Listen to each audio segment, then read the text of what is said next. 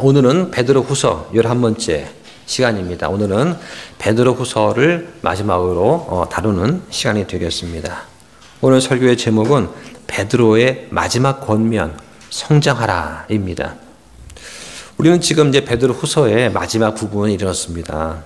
베드로가 1장 13절 15절에서 이 장막에 있는 동안, 다시 말해서 아직 살아있는 동안에 복음과 그 사도의 가르침을 사람들한테 기억하게 해서 일깨워 주겠다라고 말을 했습니다. 또 장막을 벗은 후, 즉 죽은 이후에도 이 베드로가 한 그 가르침, 이 권면들을 사람들이 제발 좀 기억해 줬으면 하고 원했습니다. 그러면서 3장 1절 2절에서는 이 베드로 전후서 두 서신을 통해서 베드로가 사람들의 그런 순수한 생각을 일깨워줘야 되겠다. 그러면서 사도의 가르침을 깊이 생각하게, 명심하게, 기억하게 하겠다라고 또 말을 합니다. 그러면서 베드로는 1장에서 우리와 동일한 같은 보배로운 믿음을 얻은 자들한테 이렇게 권면을 합니다. 그래서 1장 8절에서 영적인 성장에 풍성하도록 힘써야 되겠다. 19절에서 더 확실한 대언의 말씀에 주의를 기울여라. 그리고 2장 전체를 통해서 말하는 것이 무엇이었습니까? 그 당시 너무나 만연했던 거짓 교사들을 주의해라. 그 말을 합니다. 그 왜 우리 그렇게 거짓 교사를 주의해야 되냐? 3장 1절 9절에서 말한 것처럼 당시 주님의 재림을 비방하는 사람들 때문에 우리의 믿음 생활에 방해를 받지 않게 하려 합니다. 라고 말을 하고 있습니다. 그러면서 다가오는 주님을, 그 주의 날을 기다리면서 11절에 우리가 거룩한 생활을 해야 되겠다. 라고 또 말씀을 합니다. 자, 이제 베드로가 서신을 마무리하려고 하고 있습니다. 이때 베드로는 형제들을 향한 그 사랑으로 가득 찬 그런 말을 하고 있다는 것을 우리가 알 수가 있어요. 베드로후서 3장 1절과 8절에 보면 이 편지를 읽는 사람을 향해서 뭐라고 부르냐? 사랑하는 자들아 하고 부릅니다. 그리고 오늘 본문에서도 사랑하는 자들아 하고 두 번 부르고 있어요. 이 성경에 사랑하는 자들아 하고 부르는 말이 모두 23번 나옵니다. 구약에서는 2번 나와요. 신약에서만 21번 나오는데 다니엘 서신에서는 이 베드로후서에 4번 나옵니다. 가장 많이 나오는 거예요. 왜 그 요한도 아니고 베드로가 이렇게 사랑이란 말을 이렇게 했을까? 한번 생각해 보았습니다. 예수님께서 베드로한테 네가 나를 사랑하느냐라고 물으셨어요. 3번 물었죠. 그때 베드로 뭐라고 했습니까? 그때마다 주님께서 아십니다. 그 왜 자꾸 물으셔요? 제 마음 아시면서 하고 베드로는 그 예수님께 답변을 했었어요. 베드로가 예수님께서 돌아가시기 전에 3번이나 예수님을 부인했습니다. 이것이 이 베드로의 가슴속에 한이 되어서 아마 맺혀 있었을 것이다. 그리고 다시 부활하신 다음에 예수님께서 그 베드로에게 네가 나를 사랑하느냐라고 물으신 거죠.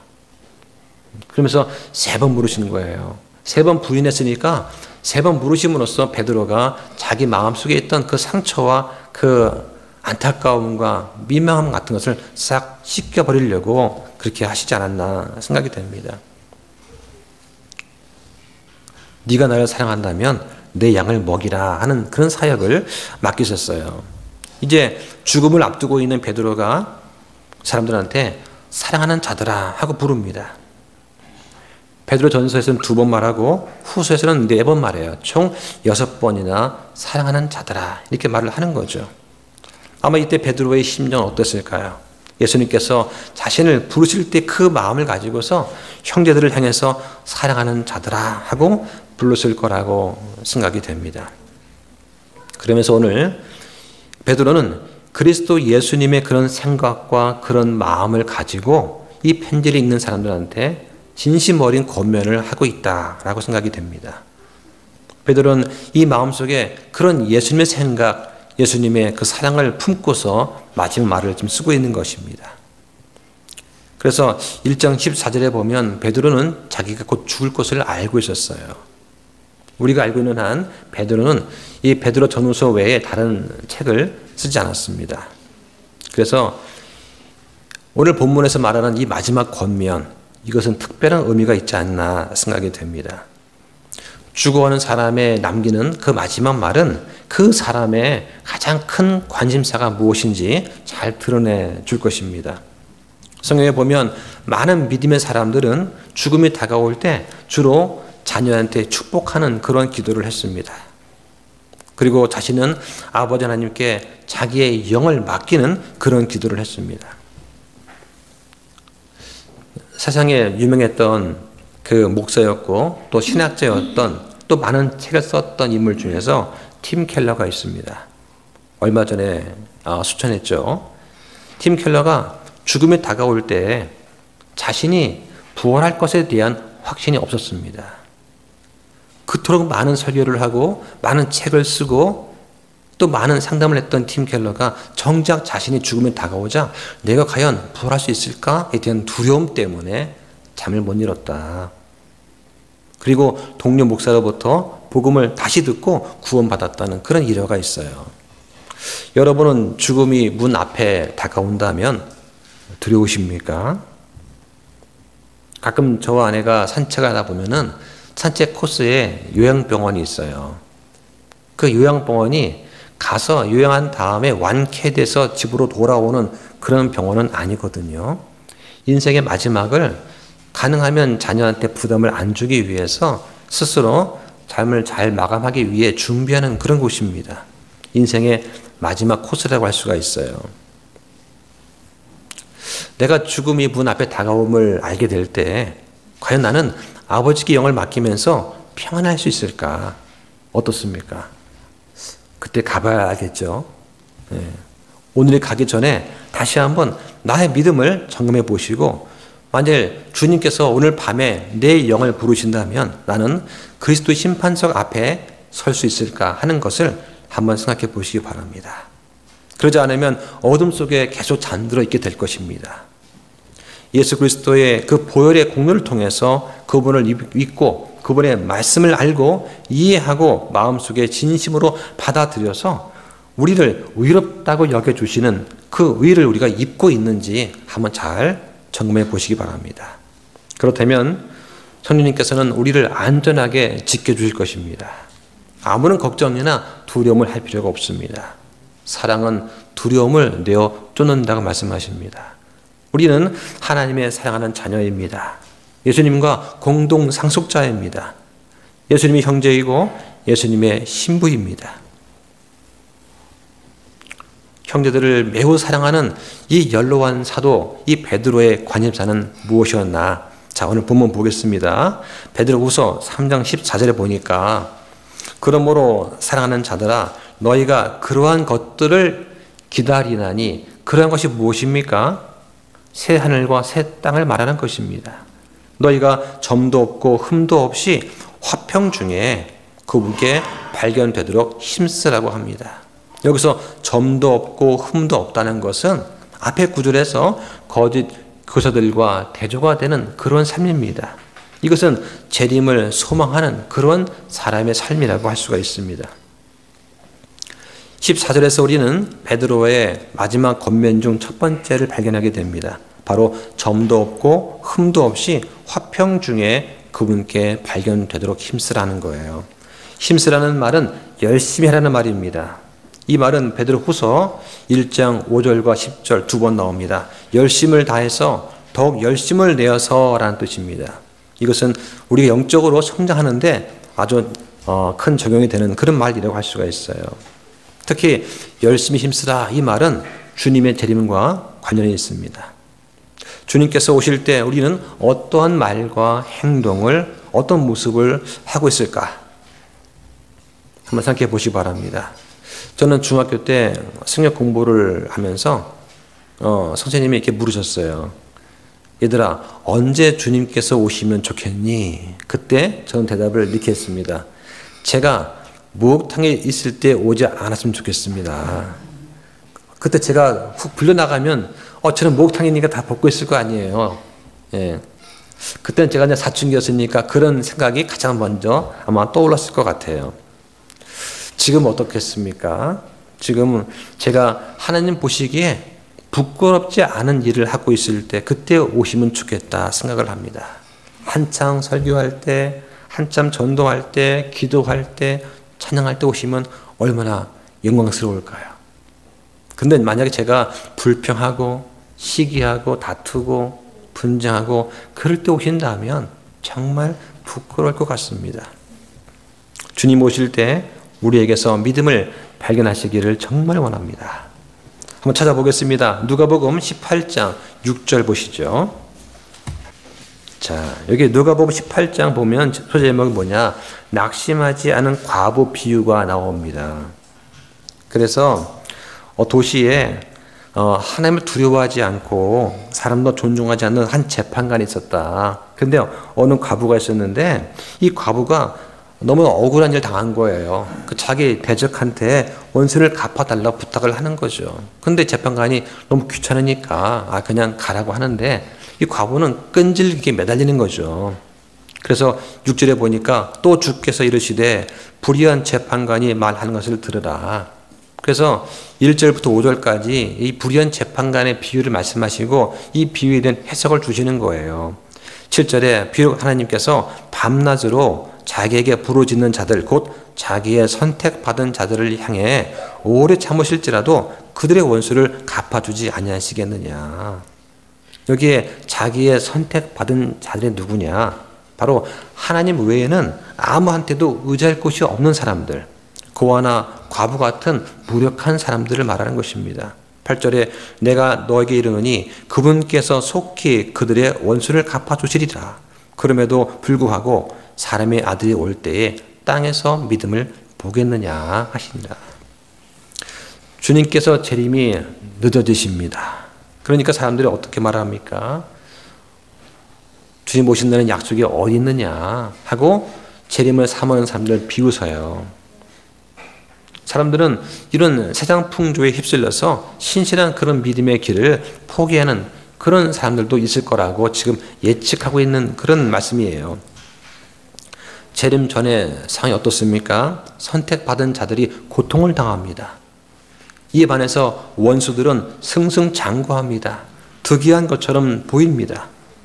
특히 유대인들은 메시아를 거부함으로 인해서 장차 대환란기를 겪어야 됩니다. 끝까지 견뎌야 되는 숙제가 남아 있어요. 하지만 우리 믿는 사람들은, 우리 교회는 그 환란기에 들어가지 않습니다. 그때 우리는 이미 부활하거나 휴거되어서 이 땅에 없다는 것을 우리는 기억을 해야 됩니다. 베드로는 주님께서 우리를 점도 없고 흠도 없이, 즉 책망할 것이 없이 화평 중에 발견하시기를 원한다고 말을 합니다. 화평하다는 말은 두 가지 의미가 있어요. 하나는 하나님과 우리의 관계가 화평한 것입니다. 우리 안에 죄가 없음으로 인해서 나오는 그런 내적인 평안을 말하는 것입니다. 로마서 5장 1절에 그러므로 우리가 믿음으로 의롭다 인정받아서 우리 주 예수 그리스도를 통해 하나님과 화평을 누린다고 말씀합니다. 또 다른 사람과 우리의 관계가 또 있어요. 그 관계에서 오는 화평이 있습니다. 성경은 악을 피하고 선을 행하며 화평을 구하고 그것을 따르라고 합니다. 그래서 주의 눈은 의로운 자들, 즉 믿는 자들 가운데 의롭게 사는 자들을 굽어 보신다. 하나님께서 그들에게 귀를 열고 그의 기도를 들으신다고 말씀을 하시는 거예요. 중요한 것은 하나님과의 화평에 초점을 잘 맞추면 사람들과도 화평할 수 있다는 것입니다. 하나 보겠습니다. 잠언 보시죠. 잠언의 16장 7절 보시죠. 6절부터 보실까요? 6절, 7절 함께 봅니다. 자, 시작. 긍휼과 진리로 말미암아 불법이 정결하게 되며 주를 두려워함으로 말미암아 사람들이 악에서 떠나느니라. 사람의 길들이 주를 기쁘게 하면 그분께서 그의 원수들도 그와 화평히 지내게 하시느니라 합니다. 6절에 보니까 주를 두려워 말미암아 사람들이 악에서 떠난다. 이건 적극적으로 멀리하는 것을 말하는 거예요. 사람들이 악을 멀리한다는 것입니다. 그래서 사람의 길이 주를 기쁘게 하면 그분께서 원수들까지도 그 사람과 화평케 지내게 만들어 주신다고 말씀하시는 거예요.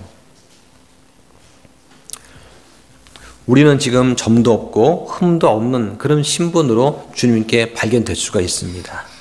어떻게 그럴 수 있을까? 바로 예수 그리스도의 그 사랑 때문에 가능한 거예요.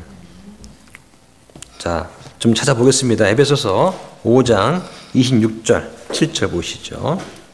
이것은 그분께서 말씀을 통해 물로 씻음으로 교회를 거룩히 구별하고 정결하게 하려 하시며 또 그것을 점이나 주름이나 그런 것이 없는 영광스러운 교회로 자신 앞에 제시하려 하심이며 교회가 거룩하고 흠이 없게 하려 하심이라. 이렇게 교회가 거룩하고 흠이 없는 것은 바로 예수 그리스도의 희생적인 사랑 때문에 가능한 것입니다. 자, 또 가능한 이유는 뭐냐? 그리스도의 보배로운 피 때문에 가능합니다. 또 찾아보시죠. 베드로전서 1장 18절과 19절 보겠습니다. 너희가 아는 바와 같이 너희 조상들로부터 전통으로 물려받은 너희의 헛된 행실에서 너희가 구속받은 것은 음이나 금같이 썩을 것들로 된 것이 아니요 흠도 없고 점도 없는 어린 양의 피 같은 그리스도의 보배로운 피로 된 것이니라 합니다. 여기 보니까 우리가 구속받은 것은 그리스도의 보혈의 피, 보배로운 피 때문이다 라고 말씀을 하십니다. 우리가 계속 빛 가운데 걸으면 우리는 그 보배로운 피를 계속 마음껏 누릴 수 있게 되는 거예요. 또 보겠습니다. 요한 1서 1장 7절 보시죠. 요한 1서 그러나 그분께서 빛 가운데 계신 것 같이 만일 우리가 빛 가운데서 걸으면 우리가 서로 교제하고 또 그분의 아들 예수 그리스도의 피가 모든 죄에서 우리를 깨끗하게 하시느니라. 빛 가운데 계속 걸으면 우리는 예수님의 그 보혈의 피를 계속 누릴 수 있다. 그 말씀하는 거예요. 하나님은 빛이십니다. 우리도 빛 가운데 걸어야 되는 거예요. 그래야지 우리가 하나님과 교제하면서 우리가 화평 가운데 있게 됩니다. 그러려면 우리는 우리 목표를 어디에 두어야 되느냐, 이걸 잘 정해야 됩니다. 우리는 정신을 차리고 끝까지 은혜를 바라라. 성경은 말씀을 하시는 거예요. 자, 그래서 베드로전서 1장 13절에 보면 그러므로 너희 마음의 허리를 동이고 정신을 차려 예수 그리스도께서 나타나실 때에 너희에게 가져오실 은혜를 끝까지 바랄지어다 말씀을 하시는 거예요. 앞으로 나타나실 예수 그리스도를 우리가 바라고 소망을 가져야 됩니다. 그리고 다가올 일을 준비할 수 있어야 됩니다. 특히 우리가 새하늘과 새 땅을 기다리고 고대하면서 열심을 내서 믿음 생활을 해야 된다라고 성경 말씀하시는 거예요. 목표가 있어야 열심히 할 수 있습니다. 우리가 중고등학교 때 어떻습니까? 시험이 있으니까 공부를 하죠. 예.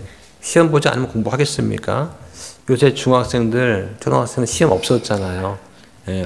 아이들 공부하는 그 수준, 또 글을 읽는 문해력 아주 형편없다고 합니다. 대학교 때 어떻습니까? 취직하려면 자격증 공부해야죠. 영어 공부해야 됩니다. 취직하면 어떻습니까? 승진하기 위해서 또 노력을 해야 됩니다. 은퇴하면 어떻습니까? 은퇴하면 갑자기 삶의 목표가 사라집니다. 방향을 잃습니다. 그래서 육체 정신적으로 병에 들거나 약해지게 됩니다. 지금까지 한 60년 가까이 가정과 아내와 아이들 위해서 헌신하면서 살아왔는데, 그렇다면 남은 삶 어떻게 살아야 될까? 정신을 차리고 영원한 것을 바라고 영원한 것을 사모하면서 하늘의 소망을 두고 살아야 하지 않겠나, 그런 생각이 들게 됩니다. 근데 그냥 성경 읽으세요 그러면 읽지 않아요. 그렇죠? 그래서 어떻게 합니까? 우리가 성경 아카데미를 한다. 그래서 성경 암송대회를 하고 또 아카데미를 하는 거예요. 이걸 해야 그나마 성경도 읽고 찾아보고 하는 것입니다. 그래서 우리는 내년 1월 달부터 또 시작하거든요. 그러니까 올해 안 하신 분들 내년에 다 하셔서 그 아카데미에 참여하시면 참 좋겠습니다. 누구나 시작할 수 있어요. 근데 졸업은 아무나 안 시켜줘요. 예, 정해진 규칙에 따라서 달려갈 길을 가셔야 됩니다. 예. 자, 우리는 지금 의가 거하는 새 하늘과 새 땅을 바라보면서 살고 있습니다. 그렇지 않다면 주님 오실 때 우리는 준비가 되어 있지 않을 것입니다. 만일 주님의 재림이 지연됨으로 인해서 그것 때문에 우리가 이 땅에서 돈과 명예 같은 그런 세상의 유혹에 빠져서 우리 목표가 산만해진다면 오늘 15절에 있는 말씀을 한번 보시기 바랍니다. 자, 3장 15절 말씀에 보면은 또 우리 주의 오래 참으심이 구원인 줄로 여기라. 우리의 사랑하는 형제 바울도 자기가 받은 지혜대로 너에게 이같이 썼고 라고 말을 합니다. 주님의 오래 참으심이 구원인 줄로 여기라. 예수님께서 재림하시는 것이 늦어지는 것이 바로 우리 모두를 구원하시려는 하나님의 뜻이에요. 바로 이것을 회개의 기회로 삼으라고 하시는 겁니다. 주님께서 늦게 오시는 것은 결코 더딘 것이 아닙니다. 하나님은 시간에 구애받지 않으세요. 오히려 아무도 멸망하지 않고 모두 회개에 이르길 원한다고 말씀을 하고 있습니다. 죄의 속박에서 벗어나기 위해서 그 죄들의 용서를 구하기 위해서 내가 죄인인 것을 인정하고 하나님께 180도 돌이켜서 하나님께 나아가야 되는 것입니다. 우리 죄악된 옛 사람의 습관을 벗어버려야 되는 거예요. 자, 하나님의 오래 참으심은 사람들이 회개할 수 있는 기회를 주시는 거예요. 아직 주님께서 오시지 않은 지금의 때를 구원의 날로 생각을 하라고 하시는 겁니다. 한번 찾아보겠습니다. 고린도후서 6장 1절 보시죠. 그런즉 우리가 그분과 함께 일하는 일꾼으로서 너희에게도 간청하노니 너희는 하나님의 은혜를 헛되이 받지 말라. 그분께서 이르시되 내가 받아주는 때에 내가 네 말을 들었고 구원의 날에 내가 너를 구조하였노라 하시나니 보라 지금이 그분께서 받아주시는 때요 보라 지금이 구원의 날이니라 합니다. 지금은 어떤 날입니까? 구원의 날입니다. 지금 어떤 날입니까? 아직 구원받지 못한 혼들이 그리스도께 돌아와서 순종해야 되는 그런 날입니다. 그리고 잘못을 저질러서 하나님과의 교제가 끊어진 그런 그리스도인들이 자기의 죄를 자백하고 주님께로 돌아와야 되는 그런 날이라고 하는 것이죠. 베드로처럼 이 바울도 하나님의 오래 참으심과 그것이 구원에 이르게 하는 것이다 하는 것을 강조하는 말을 썼습니다. 한번 볼까요? 로마서 2장 보시죠. 1절부터 4절까지입니다. 자, 제가 읽겠습니다. 그러므로 오 판단하는 사람아 내가 누구이든 변명할 수 없나니 이는 판단하는 내가 같은 일들을 행함으로 다른 사람을 판단하는 것으로 너 자신을 정죄하기 때문이라. 그러나 우리는 그런 일들을 행하는 자들을 대적하여 하나님의 심판이 진리대로 이루어짐을 확신하노라. 오 그런 일들을 행하는 자들을 판단하면서도 같은 일들을 행하는 사람아 내가 하나님의 심판을 피할 것이라고 그렇게 생각하느냐. 자, 4절 함께 봅니다. 시작. 혹은 하나님의 선하심이 너를 인도하여 회개하게 하심을 알지 못한 채 내가 그분의 선하심과 관대하심과 오래 참으심의 풍성함을 멸시하느냐라고 하십니다. 자, 이 베드로는 어떤 인물입니까? 베드로는 그 자신이 예수님을 부인했던 사람입니다. 그런데 베드로는 위선적인 행동을 한 적이 있어요. 그것 때문에 바울한테 책망을 받기도 했습니다. 그때 베드로는 어떻게 했느냐? 하나님의 오래 참으심을 생각하면서 회개를 했습니다. 갈라디아서 2장에 보면은 이런 내용이 나옵니다. 베드로가 안디옥에 있을 때 책망받을 일을 했어요. 그때 바울이 여러 사람 앞에서 베드로를 또 책망하게 됩니다. 베드로가 그 당시에 이방인들과 함께 밥을 먹고 있었습니다. 그런데 유대인들은 이방인들과 함께 식사를 하지 않는 관례가 있었죠. 그런데 함께 밥을 먹고 있었습니다. 예수님께서 이방인들과 유대인들의 그 벽을 허물었습니다. 그리고 예수님께서 베드로한테 하나님께서 거룩하다 하신 것을 네가 더럽다 하지 말아라. 그런데 문제는 뭐냐?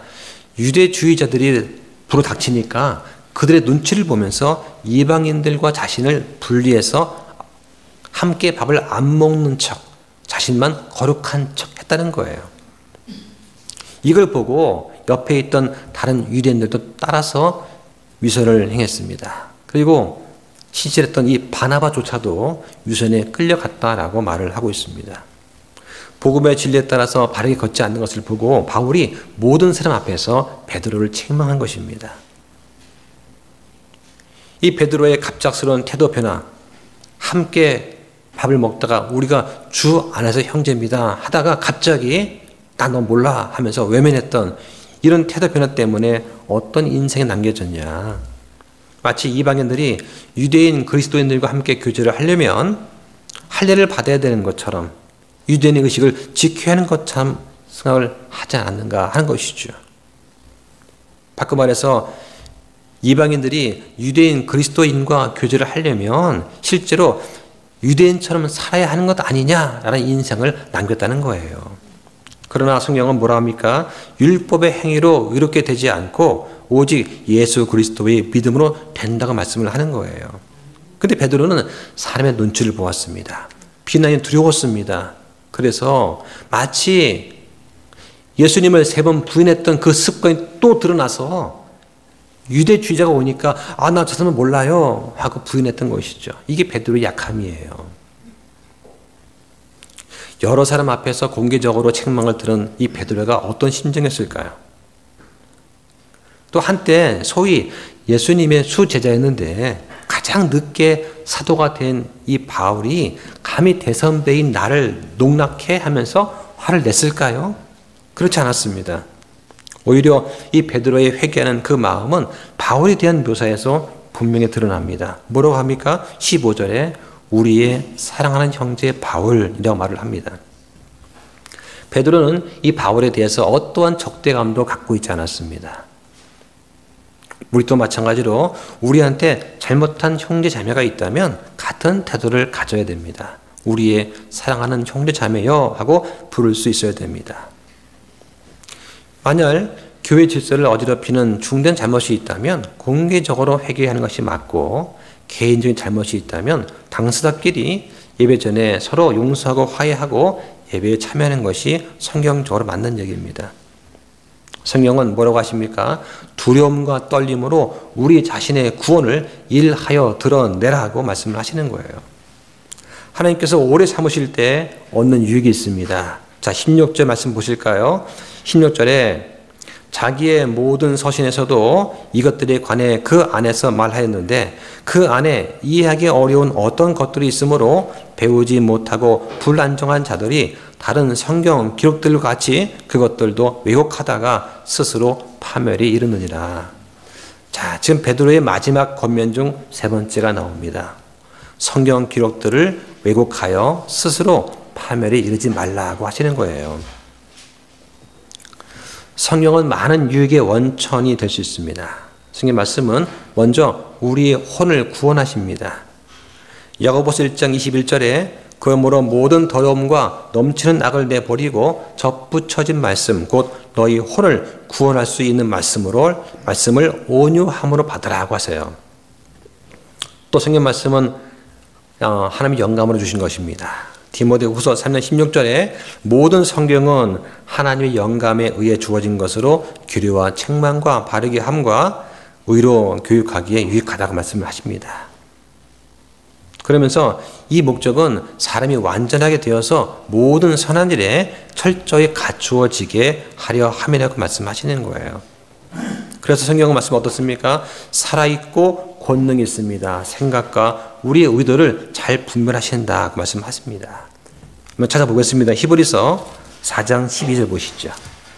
하나님의 말씀은 살아있고 권능이 있으며 양날 달린 어떤 검보다도 예리하여 혼과 영 및 관절과 골수를 찔러 둘로 나누기까지 하고 또 마음의 생각과 의도를 분별하는 분이시니, 자, 이게 말씀을 의인화시켜서 분별하는 분이다 이렇게 표현을 하고 있습니다.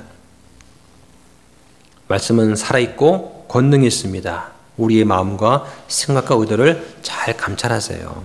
그런데 왜곡된 성경은 많은 해를 끼칠 수도 있습니다. 검이 오용되어서 그 검을 휘두르는 사람한테 해를 끼칠 수 있는 것처럼 왜곡된 성경은 사람을 자멸로 이끌 수도 있어요. 이 말씀을 오용하기 가장 쉬운 사람들이 어떤 사람들이냐? 오늘 본문에 첫 번째는 배우지 못한 자들이 있다고 합니다. 이 못 배운 자들은 누구냐? 학교를 안 다닌 사람이 아닙니다. 세상 교육을 못 받은 사람이 아니고 오히려 세상 교육은 많이 받은 사람일 수 있어요. 이 배우지 못한 자들은 세상의 학문이 아니라 성경을 배우지 못한 사람을 말하는 것입니다. 다시 말해서 성령으로부터 배우지 못했거나 사도로부터 영적 진리를 배우지 못한 사람들을 가리켜서 배우지 못한 자들이다 부르는 거예요. 이 사람은 어떻습니까? 약간의 지식으로 무장합니다. 그리고는 전투할 준비가 되어 있다고 믿는 사람들이죠. 한때 그 유튜브에 떨던 도월 누구 있지 않습니까? 그 요한복음 강의를 한다고 하는데 믿지 않는 사람이 하는 전형적인 그런 말을 하더라고요. 구원받지 못한 사람입니다. 그건 배우지 못한 사람이죠. 박사학위가 몇 개 있건 중요치 않고 성령님으로부터 배우지 못한 사람이고 사도들로부터 영적 진리를 배우지 못한 그런 사람이에요. 그러므로 적은 지식은 위험한 것입니다. 칭의가 뭔지 잘 모르는 상태에서 난 이제 구원받았으니까 이제 내 마음대로 해도 된다. 나는 구원받았으니까 나는 죄를 짓지도 않고 죄를 지어도 그건 죄가 아니다. 라고 잘못 알고 그렇게 남들을 가르치면서 잘못된 길을 이끄는 그런 거짓 교사들도 지금 있어요. 그래서 목사원 교사는 훈련받은 사람이어야 됩니다. 이거 검증이 되어야 돼요. 자, 두 번째, 또 불안정한 자들이 있습니다. 이들은 어떤 사람들입니까? 믿음의 뿌리가 내려지지 않은 기초가 없는 사람들이에요. 아직 미성숙한 사람들입니다. 그리스도 안에 있지만 구원받았다고 하지만 영적으로는 어린 아이, 아기인 사람들이에요. 이 사람들은 성령과 함께 걷는 걸 배우기도 전에 달리기를 추구하는 그런 사람들입니다. 그 결과 어떻습니까? 교회 내에서 다른 사람들한테 실족을 시키거나 걸림돌이 되는 그런 사람들이 여기에 해당할 수 있어요.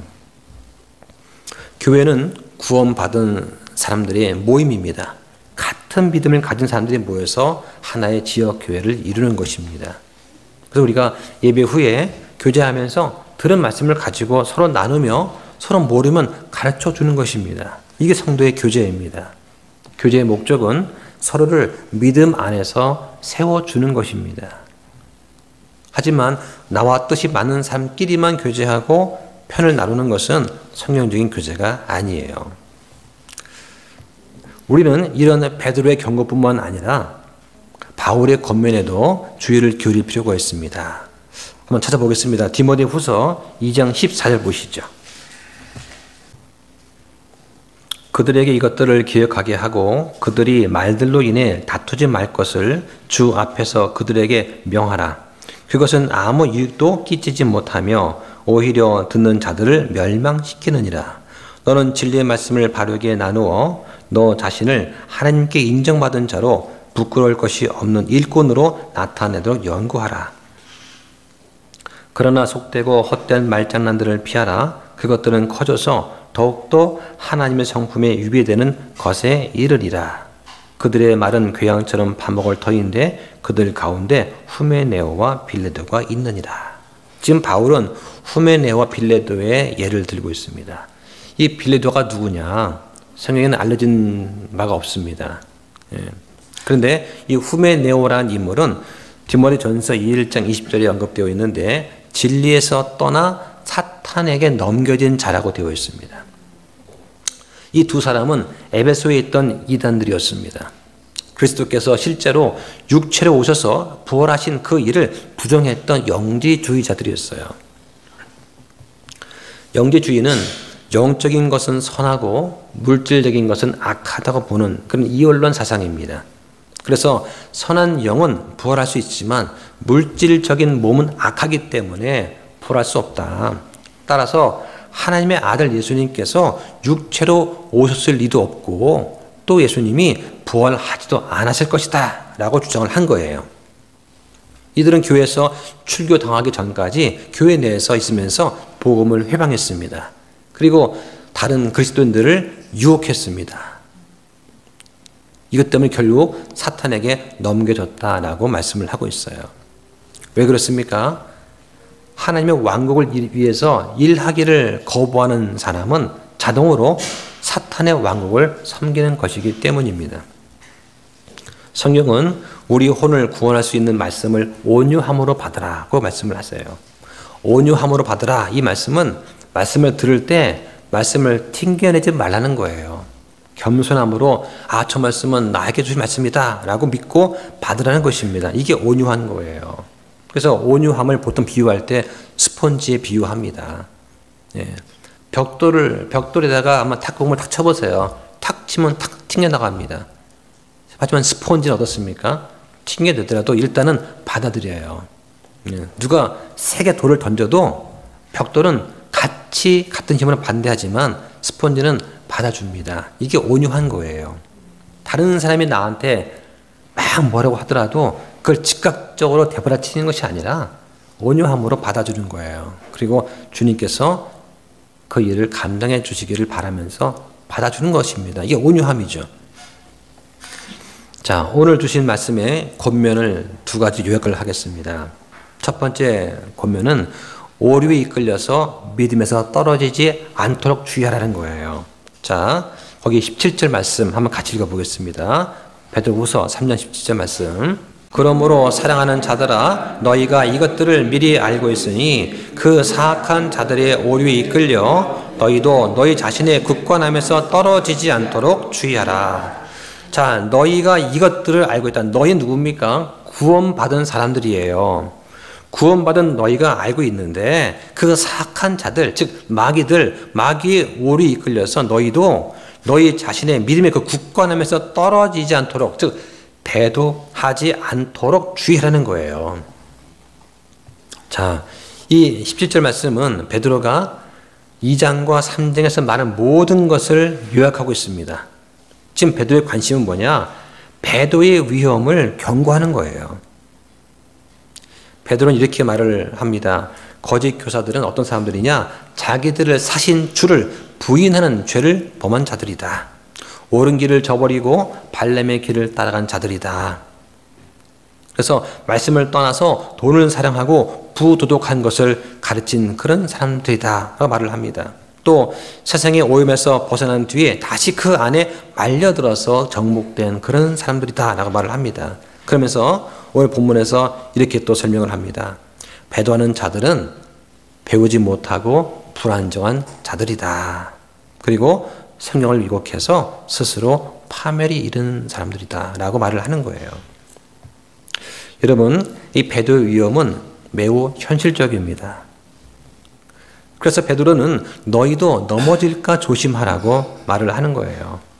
우리도 이 믿음의 굳건함에서 떨어지지 않도록, 배도하지 않도록 주의하라고 지금 말씀을 하는 겁니다. 자, 두 번째 권고는 오직 은혜 면에서 성장하고 우리 주 구원자 예수 그리스도를 아는 지식면에서 성장하라는 것입니다. 자, 오늘 18절 말씀 함께 읽습니다. 시작. 오직 은혜 면에서 성장하고 우리 주 곧 구원자 예수 그리스도를 아는 지식면에서 성장하라. 그분께 영광이 이제와 영원토록 있기를 원하노라. 아멘. 이 18장은 1장의 요점을 요약하는 그런 말씀입니다. 베드로가 1장에서 이렇게 설명을 했습니다.